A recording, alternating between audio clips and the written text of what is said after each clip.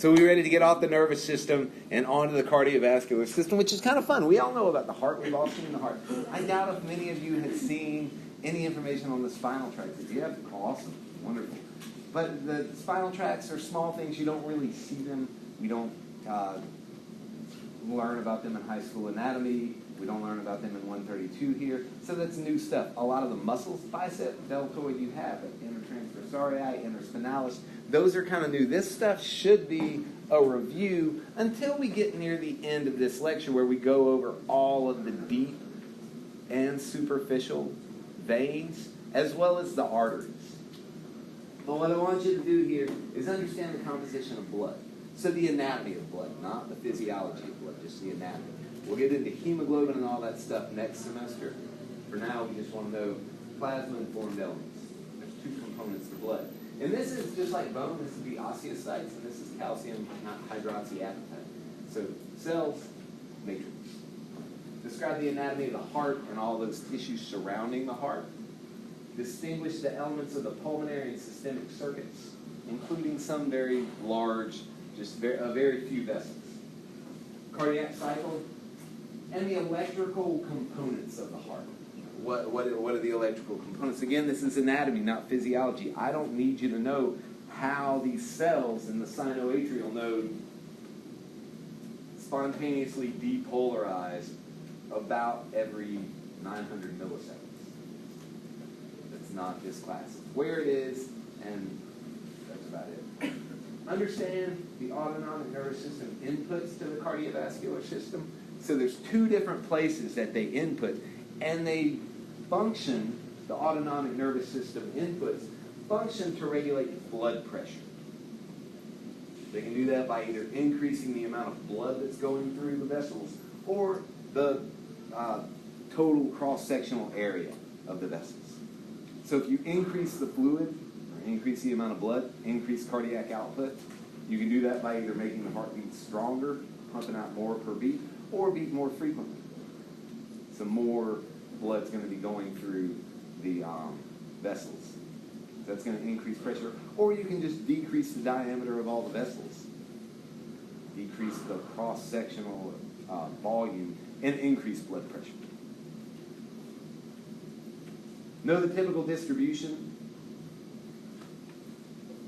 of blood? It's really just how much is going to our brain, how much is going to our kidneys, how much is going to our muscles at any given point in time.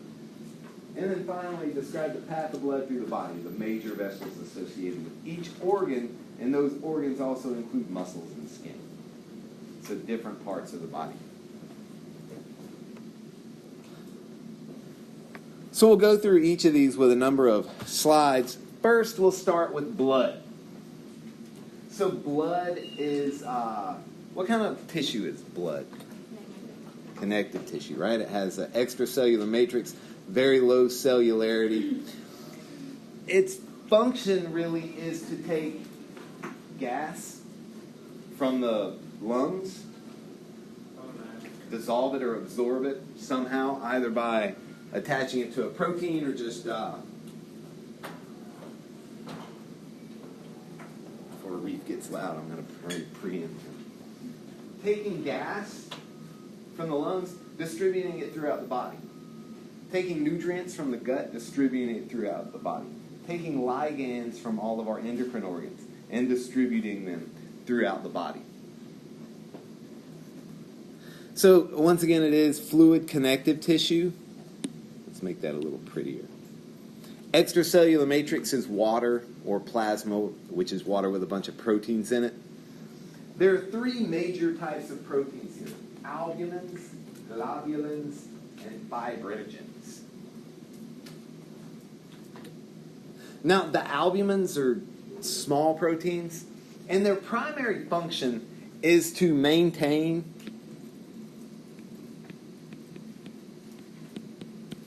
tonicity. Anybody remember what tonicity refers to?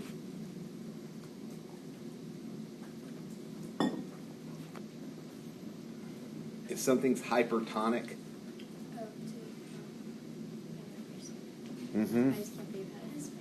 Concentration. Just like, yeah, concentration of water or concentration of solutes. if you remember to the freshman bio thing, you have a beaker and you have a semi-permeable membrane and you have a whole bunch of particles over here. This one's going to be hypertonic, right? So it's going to take on water if these particles can't go through. So what these albumins are doing is primarily maintaining the osmotic pressure of the blood, just keeping it at a certain concentration so that it's not just water.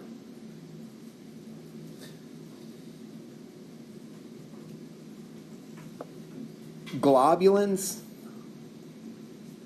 include many different types of proteins. They're antibodies, transport proteins,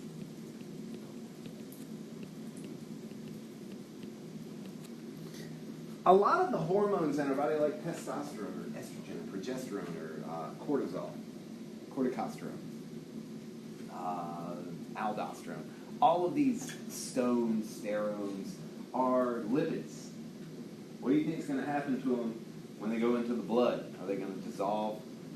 Fine. No. No, it's like throwing oil into a big jug of water. So these proteins, globulins, serve as transport proteins for all of these fats and lipids. Also, proteins, they would dissolve fine in our blood, but when they dissolve in our blood, they're exposed to enzymes, exposed to just degradation. So globulins are going to hold on to most of the hormones that our body releases and protect them until they get to their ligand, or until they get to their receptor. Globulins also comprise antibodies. One of these transport proteins is a lipoprotein. And you've probably heard this, maybe you have, y'all are a bit young to worry about cholesterol for the most part, but HDLs or high-density lipoproteins, or LDLs or VLDLs, which are involved in measuring your cortisol level. So all of these are globulins, so they serve multiple functions. Antibodies serve an immune function. Transport proteins, again, are lipoproteins or other proteins that hang on to hormones or ligands for whatever reason.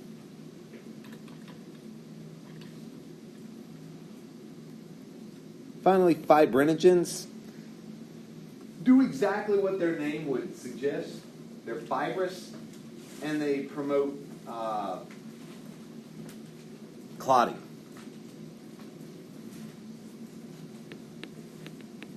One of these main proteins is just called fibrin. It's a fibrous kind of scaffolding that's going to promote the formation of a clot when blood is exposed to air.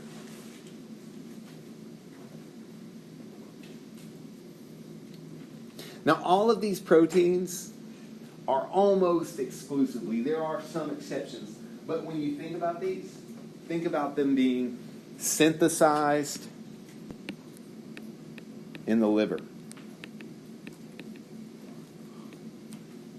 So almost all of these proteins are made in the liver, which is why when you damage your liver, if you're in liver failure, you have hepatitis, it causes massive dysfunction all over your body.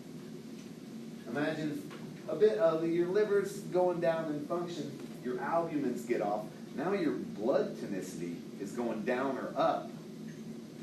If the tonicity of your blood, say, increases, your liver starts to make too many albumins. Our little diagram here. So this is your blood. Ooh, wow, I didn't know I could make all kinds of colors. So this is your blood, and you have too many proteins in it. What is separated from your blood by a semi-permeable phospholipid bilayer membrane? Where do you find phospholipid bilayers? Cell membrane. So we could call this your blood, and this is the cell. So what's going to happen here? What's going to happen to all the water in the cell? If this has too many albumins, it's going to start sucking water out of your cells, right? So your cells are going to start to get dehydrated, desiccated. They're not going to work quite as well. So if you do have some dysfunction with albumins, your cell's tonicity is going to get go into a dysfunctional state. Globulins, if you stop making antibodies, that's no good. If you stop making transport proteins, also no good. Fibrinogens, not good. So here, this little diagram is from the book, but it's actually really great. Albumins make up about 60%. Osmotic pressure, that's just another way to say tonicity. Transport lipids. Steroid hormones, this is transport lipids for steroid hormones. Globulins, transport ions, hormones, lipids, a bit of immune function, there's your antibodies. Fibrinogen, collaterals. And then some regulatory proteins like enzymes, proenzymes, and some hormones that, some signals that are actually enzymes. And all of these are going to interact in some way. Okay? Also in blood are just ions, electrolytes. The reason that they say Gatorade is good to drink. Potassium, sodium, chloride, that allow your cells to function. Organic nutrients, these are going to be sugar, fat, protein. And then organic wastes are carried by the blood to our excretory organs, either our kidneys or, in some cases, our small and large intestines.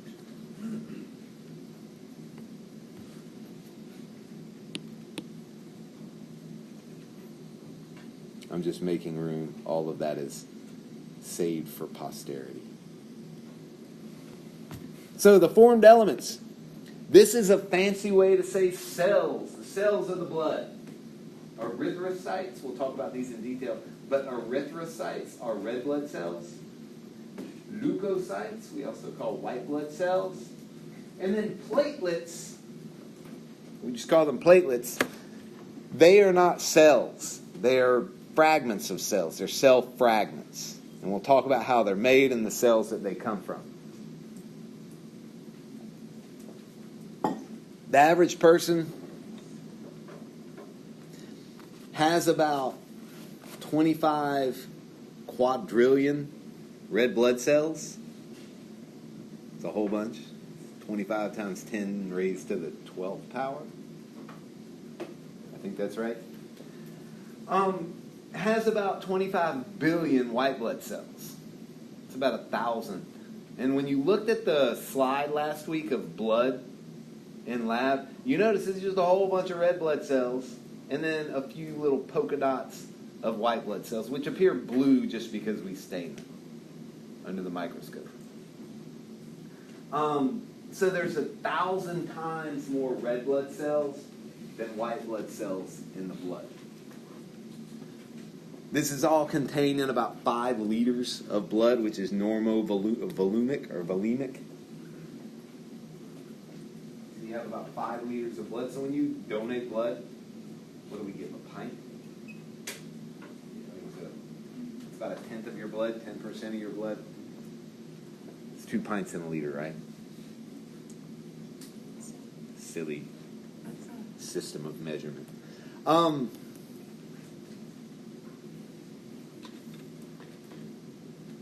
Let's see.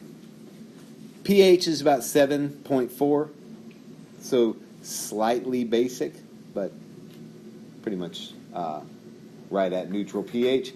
And 38C, which is 98 and a half. Yeah. I don't remember looking at slides of blood last. Yeah, you didn't? Okay. Maybe it was me, but I remember the part. I remember we I held it, but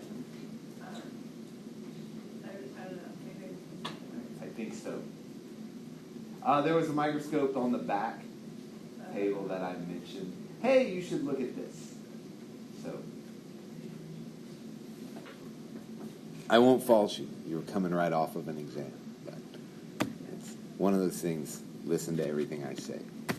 So what's the difference between fibrinogen clotting In what? In platelet clotting. Platelets are fragments of cells that we'll talk about each of these formed elements in detail. Those cell fragments get to a place and start releasing proteins of their own. Fibrinogens and fibrins are just proteins that are swimming around in the blood that when other factors promote a clot, they just start to congeal and come up. So fibrinogens are simply proteins, whereas platelets are cells. They're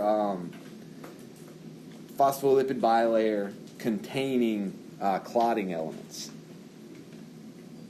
Okay, so the fibrinogens are like the actual things that like join together and clot, and Yes. then the platelets just promote it, or they release hormones too. They release both ligands and more proteins that promote clotting. But don't they also get caught up inside the fibrinogen and also help? They do, and that's a result of their composition, the things that they release. So when the platelet comes, we'll talk about that. Let's get to that slide first. Okay, so there's just a few factors in that I want to hit, so I don't want to talk about it abstractly. Red blood cells, erythrocytes, they carry oxygen. We all know that. They carry oxygen on hemoglobin. But another thing that they carry is carbon dioxide. There's hemoglobin, which is a protein, oxyhemoglobin, which is oxygenated hemoglobin. And the way it carries oxygen is at the center of the protein is an iron molecule. And that iron can hang on to oxygen. It can also hang on to carbon dioxide. So you can have carboxyhemoglobin or oxyhemoglobin. We'll learn in physiology that carbon dioxide dissolves really well in water, which is why we can have soda water. Oxygen doesn't dissolve so well in water. Red blood cells have a biconcave shape. This promotes very high surface area volume ratio. They also lose all of their organelles, so they really don't have anything in here except for hemoglobin. Hemoglobin is really the only thing in a red blood cell. They don't have the ability to make new proteins. They don't have any ER. They don't have any ribosomes. They don't have a nucleus. They don't have mitochondria. There's no powerhouse of the red blood cell. It's just there carrying hemoglobin. This is a mammalian adaptation. You look at fish, you look at reptiles, you look at birds, they all have a nucleus and ER and all kinds of things in the red blood cells. Mammals don't. Stacks of erythrocytes are called rho. And they're replaced pretty often. Remember, there's 12 quadrillion in your body at any given time. But they live about 120 days, red blood cells do. And about 1% of them turns over every day. Hemoglobin is the major protein.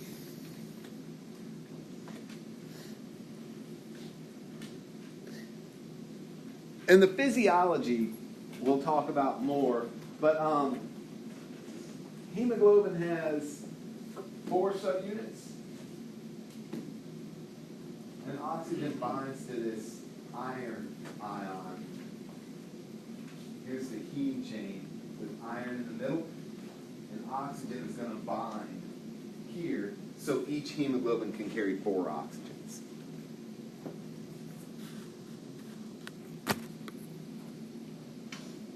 Carbon monoxide also binds to hemoglobin, which is why it's toxic. Which is why and it's released from car exhaust, but also cigarettes and all kinds of things. So you can have surface proteins on red blood cells, which are glycoproteins or antigens.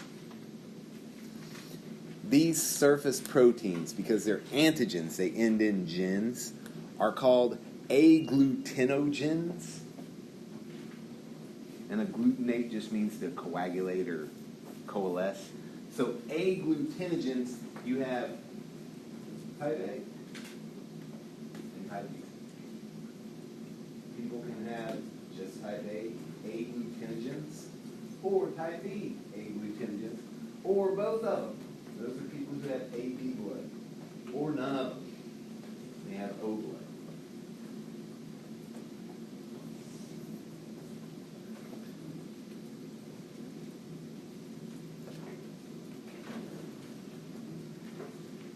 This starts to present a problem when people donate blood. If you have type O blood, your red blood cells don't have any of these proteins on them. So you can give blood to anybody.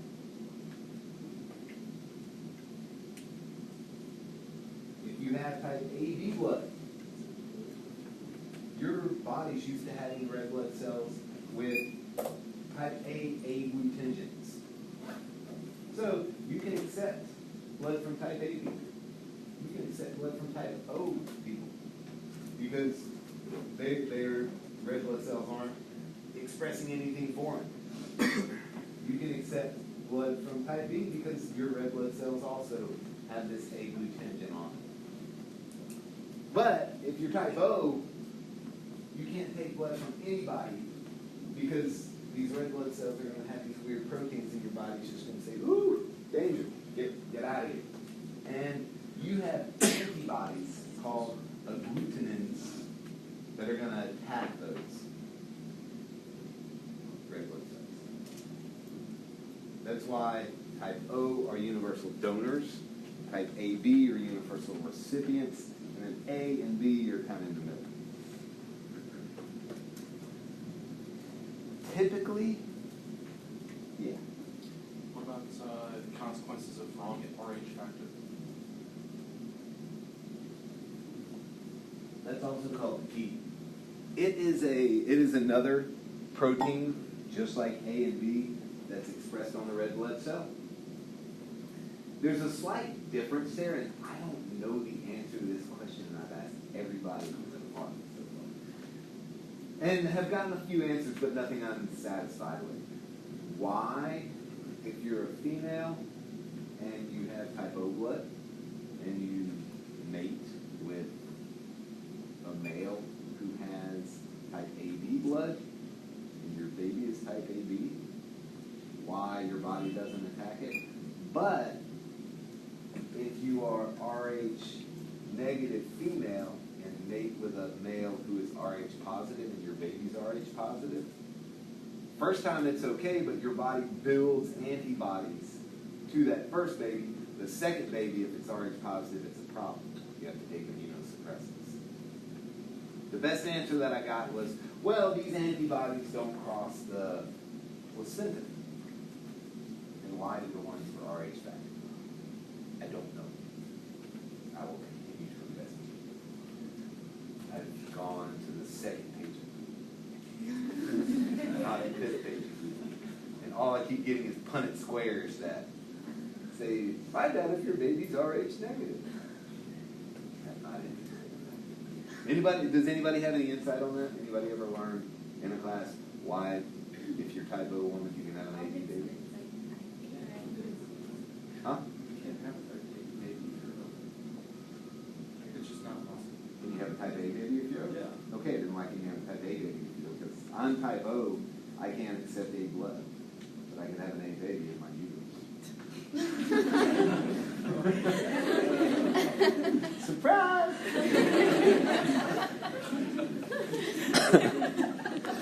So, leukocytes, white blood cells. Their primary responsibility is to remove pathogens. They're replaced much more often. Every 2 to 3 days, white blood cells are replaced. Remember, it was about 4 months for red blood cells. And there are 3 major types, and they're all named based on how they stain under the microscope. Neutrophils absorb neutral dye, pH 7. Eosinophils absorb eosin, or an acidic dye. Basophils absorb a basic die. So it's really arbitrary. It's just kind of how we stain. Neutrophils make up the bulk, about half to 3/4 of the leukocytes. They're also called polymorphonuclear cells because they have these nuclei that are many different forms. You can see them right here. Polymorphonuclear cells. So you'll know one when you look at it under the microscope because the nucleus is in a bunch of lobes. They're phagocytic. They eat up bacteria. They go to a place. If you cut your arm, neutrophils are going to go there right away. And they start to eat the whole bacteria. Like I said, they're the first line of defense. And they release a chemical attractant when they die. So they eat a bunch of bacteria, and then they're going to lyse. They just put those bacteria into big enzyme-filled vesicles. And those enzyme-filled vesicles are going to grow and grow and grow until the cell just dies. So it's kind of cytosuicide. Eosinophils make up a pretty small proportion. They're phagocytic. They release anti-inflammatory enzymes. Eosinophils respond primarily to larger parasites, maybe nematodes. One thing that if you go to the doctor and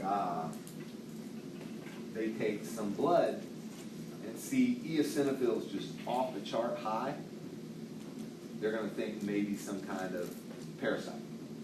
They'll ask you if you travel to Africa or Southeast Asia, maybe you have malaria, maybe there's some other internal parasite going on. Basophils are your histaminergic cells. They release tons of histamine. And this is one of the processes that we try to inhibit when we take Benadryl or Allegra. It doesn't do anything to the basophils, but it does block heparin or histamine receptors. Yeah. When looking at the microscope slides, so the difference really between the basophils and the neutrophils is that the basophils have the darker granules. I wouldn't say darker, I'd say purpler. Purple. Yeah. 'Cause they're Eosin full. is a red stain. Yeah. And the basic stains are typically purple. So if you wanted to distinguish between them on a microscope, the neutrophils have these huge lobed nuclei. The eosinophils are more pinkish, and the basophils are more purple, without those huge multi-lobed nuclei. You can see here, I mean, they're hard to distinguish between this and this. More so, you can distinguish them by their physiology and other factors that you can't just on a light microscope. Usually they would take do some sort of enzyme assay that could distinguish between the cells based on maybe proteins in the cell membrane or proteins when they lyse the cells. And you can see all of these cells. Here's a photomicrograph of each of the three. Their cytoplasm looks kind of static. Those are granules, just little granular proteins that are in the cell. So all three of these are called granular cells. And that's to distinguish them from the other type of cell, agranular cells, the other type of leukocyte. Monocytes and then lymphocytes.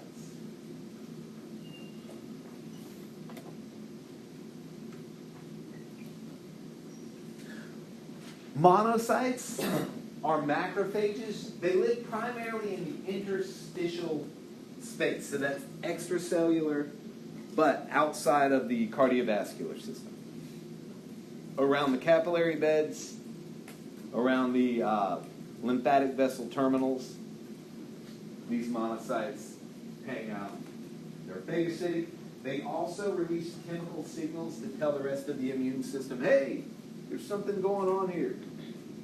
It's just like the neutrophils when they take in all those bacteria and then they commit suicide. I guess that's a little harsh for a cell. They lyse. They release a chemotaxic attractant for other phagocytes and fibrocytes. And these fibrocytes or fibrous proteins, remember, are going to form a clot. But you also have the basophils, which are releasing heparin. And heparin is a drug that's used in hospitals a lot. I guess I should say a chemical that's used in hospitals a lot that prevents clotting. It's an analog of warfarin, which we use as rat poison, that just causes rats to hemorrhage. So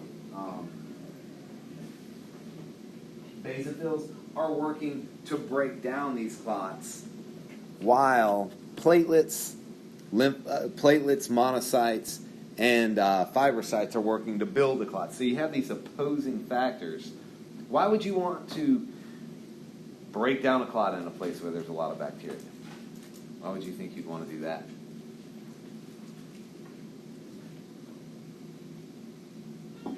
There's a lot of bacteria. There's probably a break in the skin.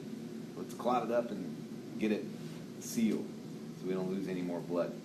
Why do you think you have cells working against that? You clot too much. Could clot too much. I guess, yeah, and if the clot got out of control and started breaking off pieces in your body, that wouldn't be good. Then you get an embolism. But also, you want all these elements, the granular and agranular cells, to flow to this area, right? So if you just clot everything up right away, all of the cells that are going to eat that bacteria don't get there. So that's one thing that you're promoting by releasing heparin. If you're a basophil, you release heparin. You also release histamine, which causes inflammation to an area, which also promotes blood to flow to that area, because all inflammation is an increase in the amount of fluid in an area. Like if your finger's swollen or if your wrist is swollen, if something on your body is swollen, that means there's more blood in that area, more blood plasma, but there's more fluid in that area, meaning blood or blood plasma. So more blood's flowing to that area to promote these immune cells to go to that area. Finally, lymphocytes make up about a fifth to a third. They're very specific. You have T cells, which are phagocytic, B cells, which make the antibodies that are extremely highly specific. And I think that is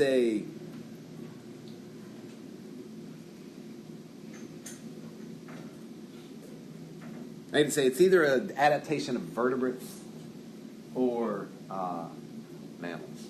I think it's vertebrates, though. But I can't think of any antibodies that we make outside of mammals. But it's a pretty recent evolutionary invention. And then natural killer cells, which attack abnormal tissue in our body. This would be cancerous tissue primarily. So it's the natural killer cells, as well as the T cells, that we're trying to upregulate the activity of. When we have these new therapies that have come out in the past 10 or 12 years to use immunotherapy to attack cancer. Cancer cells work in multiple ways to reduce their detection and the activity of T cells and of NK cells, or natural killer cells. So what we're doing with these immunotherapies is trying to increase the activity of these or attenuate the decrease in activity caused by the tumor cells. Does that make sense? So, these are just the three different types of lymphocytes, which are themselves a subtype of agranular cells. Now, finally, we're here. Thrombocytes, which is a holdover. It is mammals that only have platelets. If you're a bird, if you're a reptile, you don't have little fragments. You actually have what we call a thrombocyte, a real cell that comes around and does what platelets do in our body. But all mammals have platelets. These are membrane-bound enzyme particles. So in addition to the fibrin, they're releasing enzymes that are going to start cascades that lead to blood clotting. They actually take the fibrinogen and break it down into fibrin. They're produced in the bone marrow by what we call megakaryocytes. What do you think megakaryo means? What does mega mean? Big. What does karyo mean? Prokaryotic.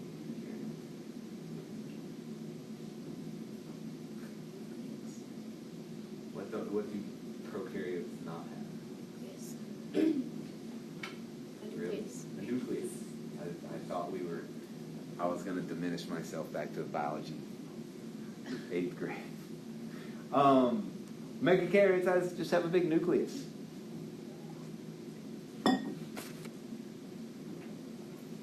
They're made in the bone marrow, held in the spleen. Hemostasis is what clot formation is. It requires multiple factors. It requires vitamin K. It requires calcium. But it's this enzymatic pathway that leads to clot formation. These enzymes need these coenzyme and a cofactor to promote the transformation of fibrinogens into fibrins. They're also contractile, so when these cell fragments get to the cut or the hemorrhage, wherever it is, if it's internal or external, they can flow into a place and then start to contract. The actin and myosin can contract on each other just like a muscle and start to pull things together. So they're pretty active cells. They don't just lyse and throw out some enzyme.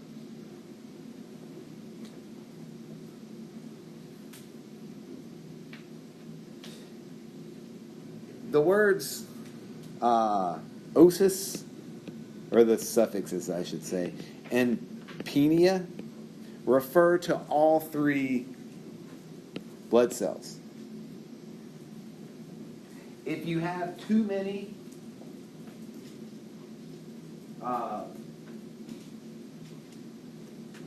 platelets, you enter a state of what we call thrombocytosis.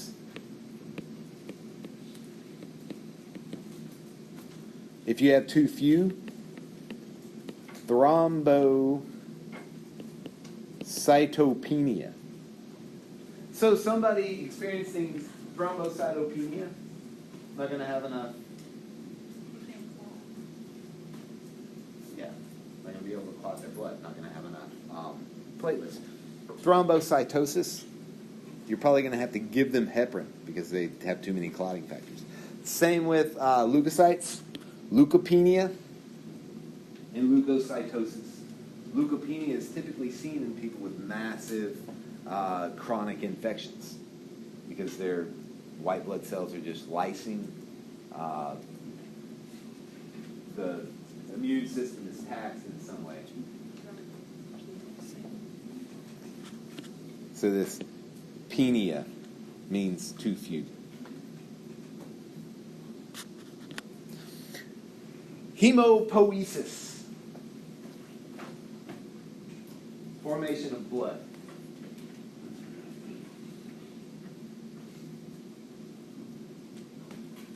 Hemocytoblasts. Blast again. Remember we have osteoblasts and myoblasts.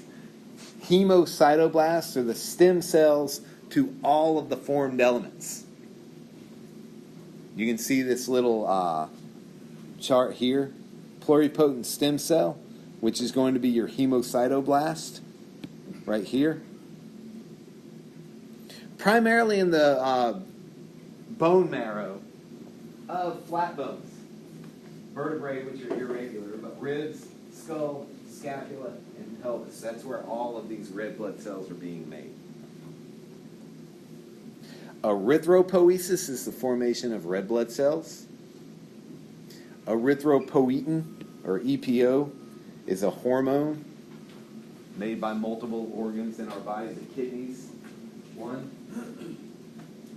EPO is something that cyclists take often. I think it's illegal. It's blood doping, but they can take that, and that's going to stimulate their body to make more red blood cells. Yeah. Is that what a tennis player took? Or she was taking something, do you remember that? I do remember that. I'm not sure what she was taking, but it was something that probably mimicked in some way EPO. Oh. What do you think would stimulate EPO to be released from your kidney? Just in general, something y'all could do other than take drugs. Like what environmental influence would cause EPO to be released? High altitude. High altitude, right? So if you go to high altitude, what's going to happen? Your tissues don't get enough oxygen. So start making more red blood cells. Starting to go run. If you go exercise, you're using more oxygen. Wow. Somebody driving the train through the hall. Vitamin B12 is a cofactor in the EPO cascade. We'll talk about that more in physiology. But leukopoiesis in the red marrow and the thymus or other lymphatic organ. So these cells, these hemocytoblasts, are going to be in the red blood cell, or I'm sorry, in the red bone marrow. Then they're going. I think our loading dock is broken, so they have to bring everything in through here. I don't think there's anything to worry about. Think. They're going to travel to some. What a joke.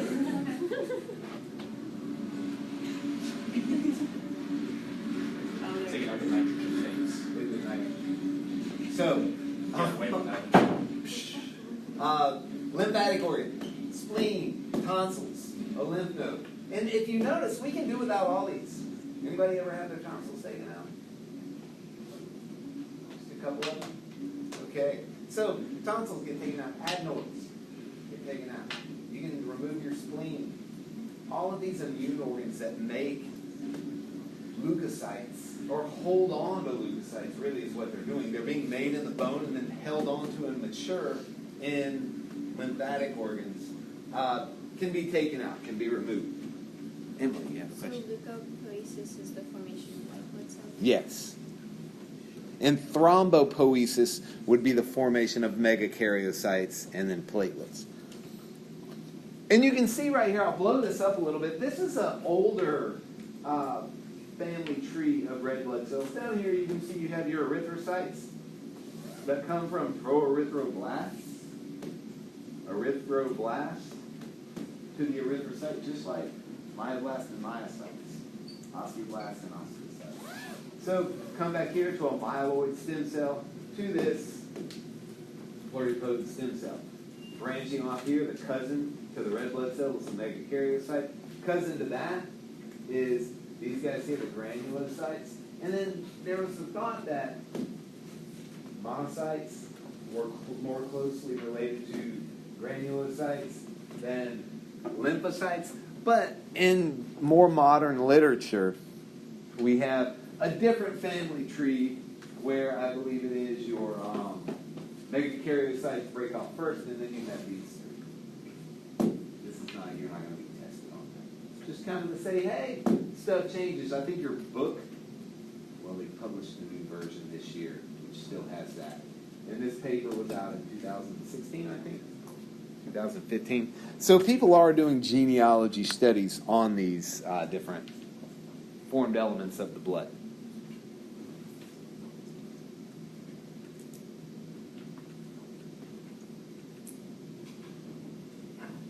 The heart. That was blood. Let's talk about the heart. We have the main heart, which which is muscle. Huge contractile organ in our thoracic cavity. Around it, we have a fibrous pericardium that attaches to the mediastinum. Remember, that was one of those huge serous membranes in our thorax. The parietal pericardium, which doesn't touch the heart, it's the outside of the serous membrane. It's the external layer of the pericardial sac. The visceral pericardium, also called the epicardium. This is connective tissue that grows into the heart. It becomes one with that connective tissue that surrounds all of the fascicles in the heart. The heart's not broken up into so many fascicles like the bicep or the tricep or the gastrocnemius. But there are, all of the cells are surrounded by a very thin layer of tissue. The internal layer of the pericardial sac. It is also called the epicardium, also called the visceral pericardium. That makes sense? And then you have serous fluid, really, really tiny microscopic layer of fluid that prevents friction. Then you have the parietal pericardium. Then outside of that, you have the fibrous pericardium, which is really just the sac around all that stuff in your thorax. It's going to touch and become one with the pleural sac and the mediastinum. The myocardium is the muscular layer of the heart, which is really the bulk of the heart. Myo meaning muscle. And then the endocardium is the epithelial tissue all the way at the deep layer, touching the blood in the ventricles.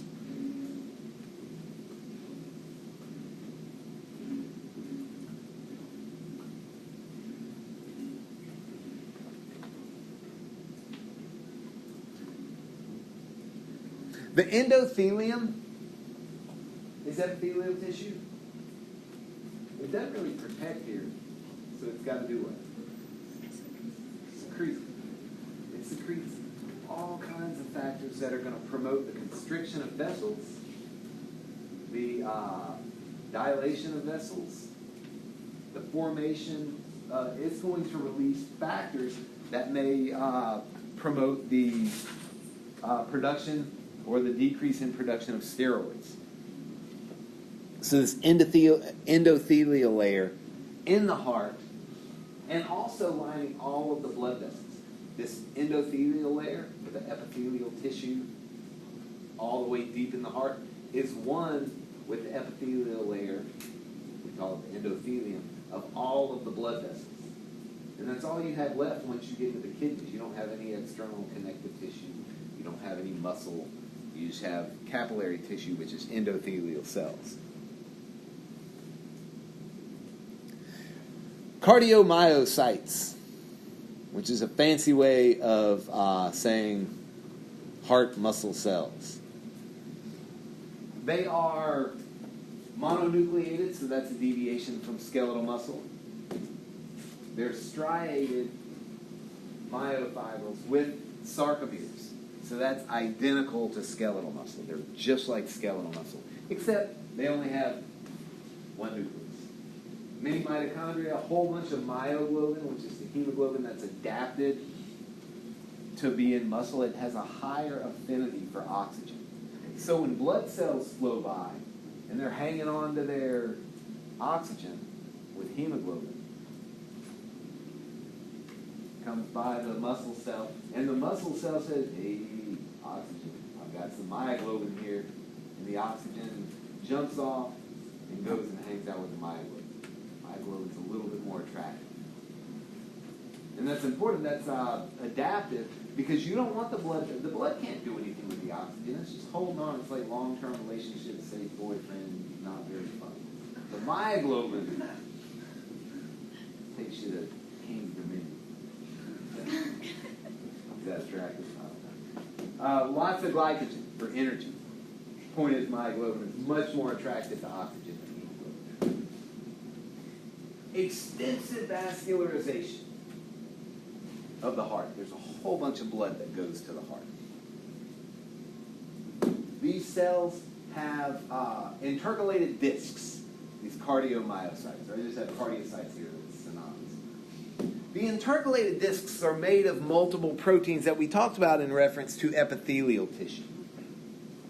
They're highly, highly connected. They have desmosomes, and those desmosomes are holding on to the myofibers, so that when one contracts, it pulls the one next with it. And that one also contracts because of gap junctions between the cardiocytes.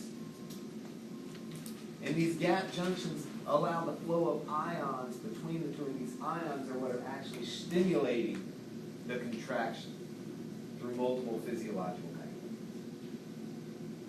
So what happens is you have one cardiomyocyte that decides to contract. It pulls its neighbor with it, and its neighbor pulls its neighbor with it, because all of these cells are connected very tightly by desmosomes. And the ones next to it, not only are they being pulled, they're also contracting on their own because there are gap junctions between all these cells. And they spread this signal to contract. This entire system is called the intercalated disc system, or we just say, oh, the cells are full of intercalated discs. The fascia adherens attaches the myofibrils to the sarcolemma. Remember we called, there was another protein in skeletal muscle called dystrophin.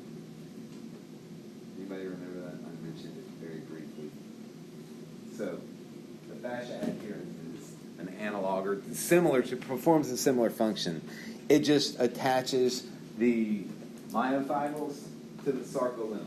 Remember, the sarcolemma is like the plasmalemma, just muscle cell membrane. Plasmalemma is synonymous with cell membrane.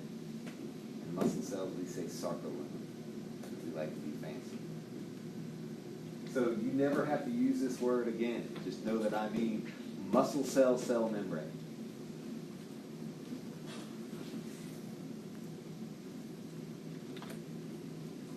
So, a bunch of connective tissue, reticular connective tissue and also elastic, make up the cardiac fiber skeleton. Remember in lab I said when these muscles contract, your heart is now like a closed fist. How does it go back to an open hand? Elastic and fibrous connective tissue. Anybody have a question on that? No. Surrounds the muscle cells, muscle layers, and larger aspects of the heart. This is all that connective tissue. That I talked about, like the endomysium, paramysium. We just call it the cardiac fiber skeleton. Provides stability and elasticity. Remember, primarily how the blood gets from the atrium into the ventricle is that the ventricle pops back out and sucks blood into it. The atrium's got weak little tiny muscles that doesn't really pump a lot of blood. The ventricle's really sucking it in. This cardiac fiber skeleton also isolates regions of the heart, holds nerves and vasculature, distributes contraction strength. So it doesn't just allow the cells at the bottom to contract. When they contract, it kind of pulls the whole heart with it. Around cells, between muscle layers, and between ventricles and atria and vessel trunks. It's like the base of the aorta, the base of the pulmonary artery. Now, an important thing is these elastic and fibrous sheaths they're rubbery, and they're just like rubber. They're insulated. They insulate. What does the heart run on? What makes it beat? We talked about in lab the sinoatrial node and the internodal fibers to the AV node. Huh? They're the pacemaker cells, but they're acting primarily or exclusively through voltage, right? Voltage is electricity. So it's electric. So just like rubbery stuff that we have and we can put in our hand and we can make, these are not conductive. And that's important because what it does is it creates a barrier, an electrical barrier, from the sinoatrial node to the rest of the heart, to the ventricles. from the atrioventricular node, that current can't get out of those nodal cells. So when the sinoatrial node changes voltage, if it wasn't for all of this cardiac fiber skeleton, all this connective tissue, that voltage would just spread everywhere. But it only goes through the intranodal pathway to the AV node because you have this connective tissue surrounding all of it. The atria contract first, and then the ventricles. That's because the electrical signal has to travel down the bundle of His to the apex of the heart. And by changing the voltage, do you mean just like your heart rate increases? Or like decreases? What I mean by changing voltage is stimulating an electrical pulse.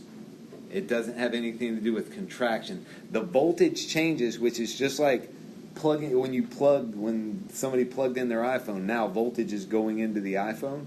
It's a bigger conversation. Darn it.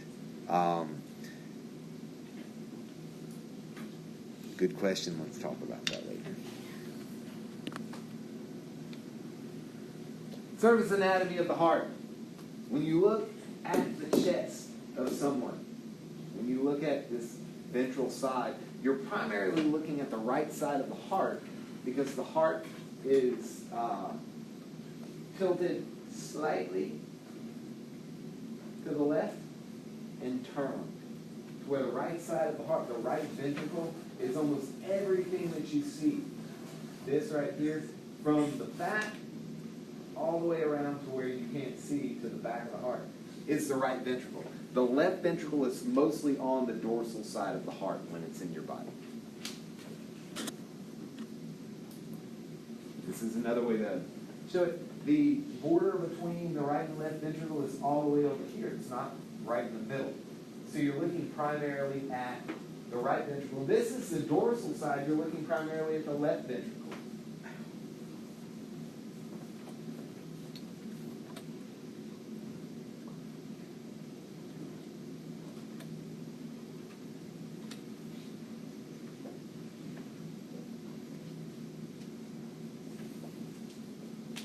Your heart sits around the third or fourth rib. So if you count down, you have your clavicle, then rib 1, 2, 3, starts at right about here, and then goes down to the base of your sternum.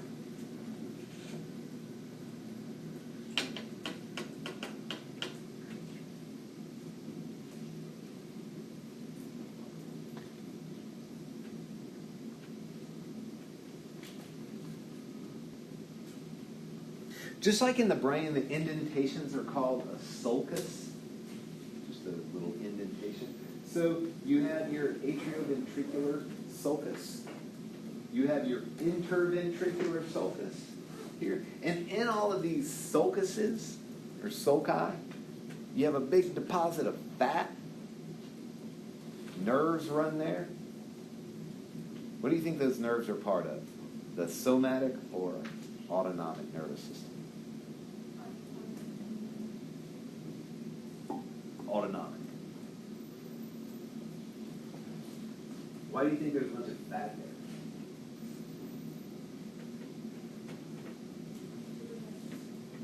Protection. Really good. So protection. You got fat, it cushions it. Also, high in energy. I think the primary thing is to protect the heart and cushion it.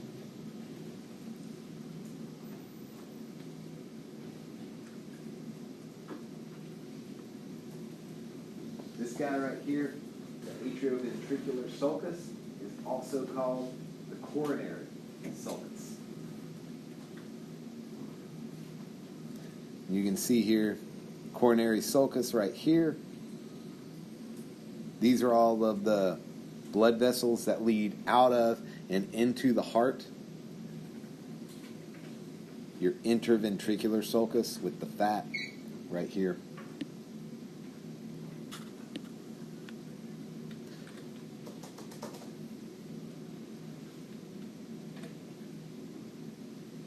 One interesting thing is the ventricles, they're huge, thick muscles, and we saw this when we looked at the heart the other day. The atria, really thin because they don't really pump blood per se. They pump it into the ventricle. Mainly the way that blood gets into the ventricle is the ventricles suck it in from the atrium. So these aren't very thick muscle. And when the heart is relaxed, when you take the heart out of somebody that's dead, the atria then just lay down. And we call them auricles.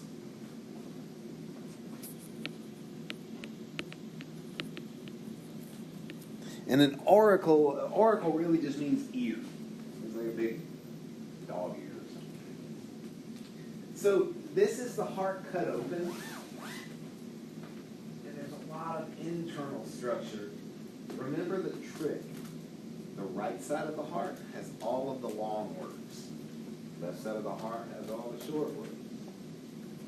Right side of the heart, deoxygenated, tricuspid valve, pulmonary artery. Left side of the heart, bicuspid, oxygenated blood, aorta.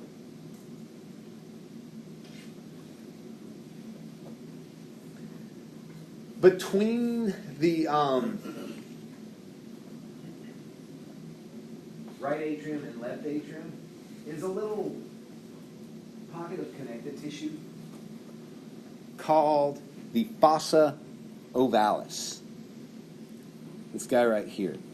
Now this is a remnant of an embryonic structure, which was the foramen ovalis is a shunt between the pulmonary circuit and the systemic circuit that we'll get to on Tuesday. So Tuesday we'll start out talking about blood vessels. Well, we'll start out finishing up the heart. That'll take about 10 or 15 minutes. And then we're going to talk about blood vessels. I will post, if I haven't yet, a guide to blood vessels, like I did muscles, ligaments, so on and so forth. And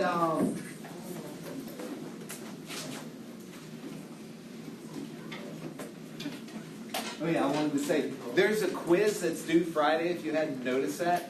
And a couple of people mentioned on Canvas that it would be a little easier if quizzes were organized so that we could have them due at the same time. Good point. So quizzes are always going to be due on Friday at midnight. So it's due tomorrow. Yeah, it's due Friday at midnight. Did I say today? 11. Huh? No, you just said Friday at midnight. Yeah. So they will always be due from here on out till the end of the semester on Friday at midnight. We have a practical this week in lab, so prepare for it. Today. So if I'm trying to study